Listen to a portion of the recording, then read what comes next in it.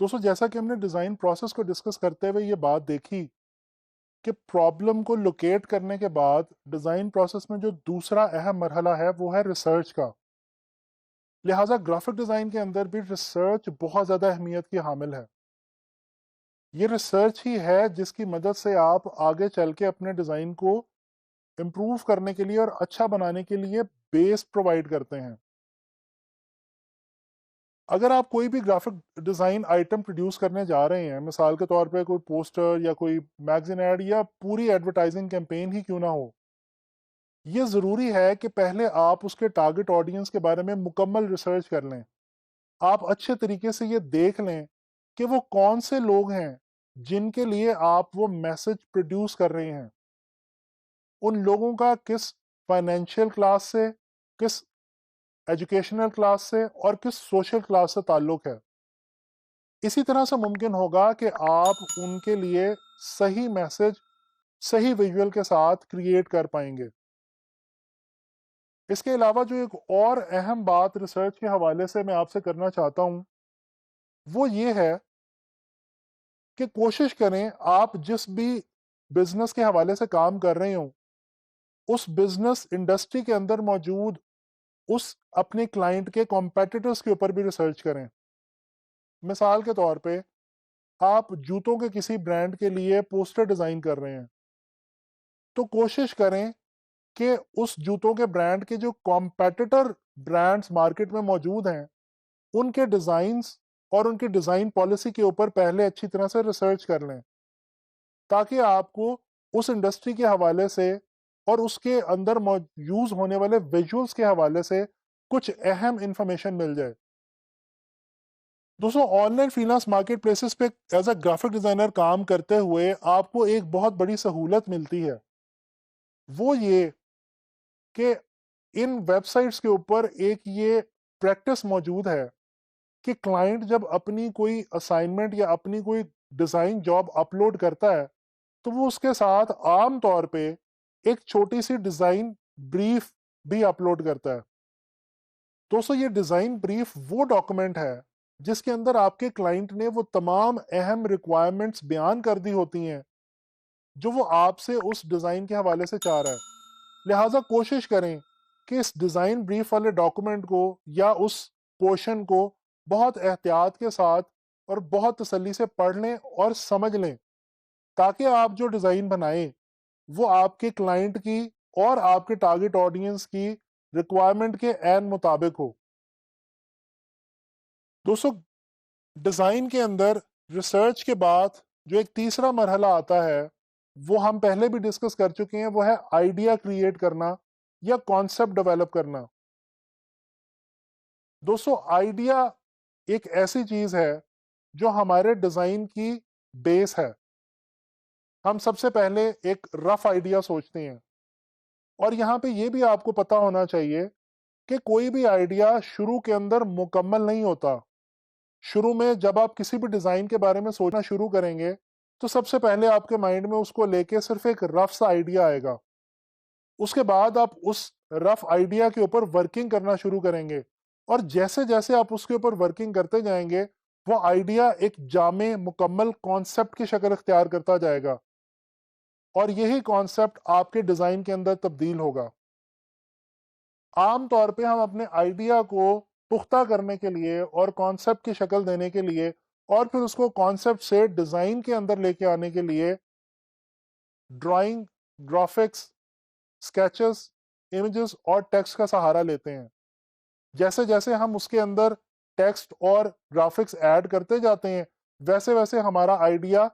جو ہے وہ میچور ہوتا چلا جاتا ہے. دوستو آئیڈیا کی مثال ایک بیج کی سی ہے. جیسے جب کوئی درخت اگانا مقصود ہو تو پہلے ایک بیج بویا جاتا ہے اور اس کو ہوا اور پانی کی مدد سے درخت بننے کے اندر مدد دی جاتی ہے. بالکل اسی طرح سے جو آئیڈیا ہے وہ بیج ہے اور ہم اپنے خیالات، اپنے تھاٹ پروسیس اور اپنے ڈیولپمنٹ پروسیس کی مدد سے اس آئیڈیا کو پہلے ایک کانسیپٹ اور پھر ایک کانسیپٹ سے ایک ڈیزائن کے اندر تبدیل کر دیتے ہیں. دوستوں ایک اور چھوٹا سا پروسیس ہے جو کہ گرافک ڈیزائنر کو بہت زیادہ ہیلپ کرتا ہے، وہ ہے برین سٹارمنگ۔ برین سٹارمنگ کیا چیز ہے؟ دوستوں جب کوئی ایک سے زیادہ لوگ کسی بھی آئیڈیا کو مل کے سوچتے ہیں، اس کے اوپر ڈسکشن کرتے ہیں، تو اس پروسیس کو کہا جاتا ہے برین سٹارمنگ۔ اور یقین مانیے جب آپ کا ڈیزائن آئیڈیا بالکل کہیں پہ سٹک ہو جائے اور آپ کا ذہن بالکل پھنس جائے اور آپ کو سمجھ ہی نہ آ رہی ہو کہ کلائنٹ نے مجھے جو جاب دی ہے اس کے اوپر میں کس طرح سے آئیڈیا ڈیولپ کروں، کس طرح سے کانسیپٹ بناؤں، کیا ڈیزائن کروں، تو برین سٹارمنگ کرنے کی کوشش کریں، لوگوں سے اس کے اوپر بات کریں، کمیونیکیٹ کریں۔ اس طرح سے آپ کو بہت آسانی سے آپ کے مسئلے کا حل مل جائے گا۔ دوستوں ہم اپنے ڈیزائنز کے اندر جو ورڈز یوز کرتے ہیں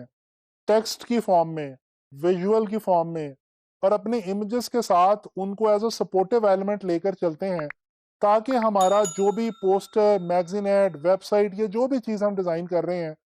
وہ اپنے میسج کو پراپر طریقے سے کمیونیکیٹ کر پائے۔ یہ جو ٹیکسٹ ہے یہ کون لکھتا ہے؟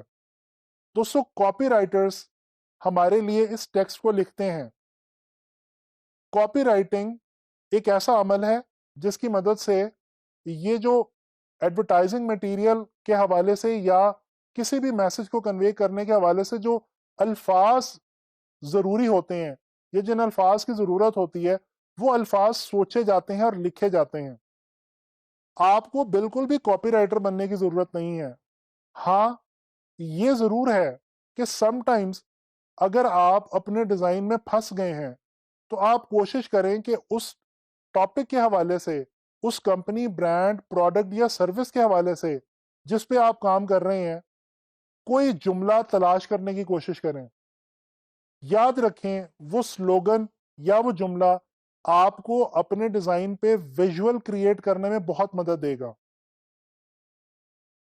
دوستو دنیا کے مشہور برانڈز اور کمپنیز کے بہت مشہور سلوگنز ہوا کرتے ہیں۔ سلوگن کا ویسے لفظی مطلب تو ایک نعرہ ہے،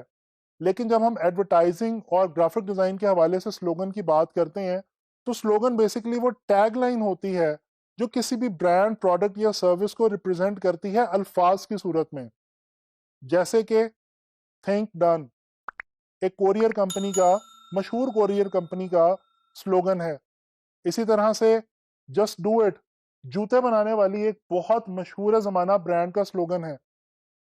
تو یہ جو سلوگنز ہوا کرتے ہیں یہ بھی ہمیں سم ٹائمز مدد دیتے ہیں ڈیزائن پروسیس کو آگے لے کے چلنے کے لیے۔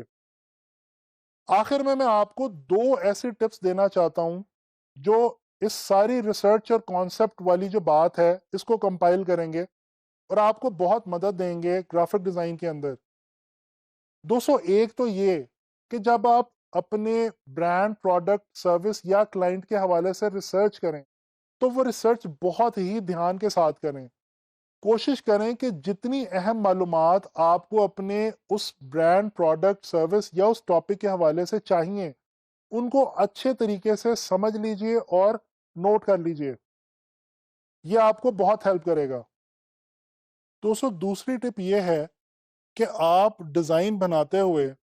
اپنے آپ کو اپنے کسٹمر، اپنے ٹارگٹ آڈینس کے جوتوں میں رکھ کے دیکھیں، یعنی کہ اپنے ڈیزائن میں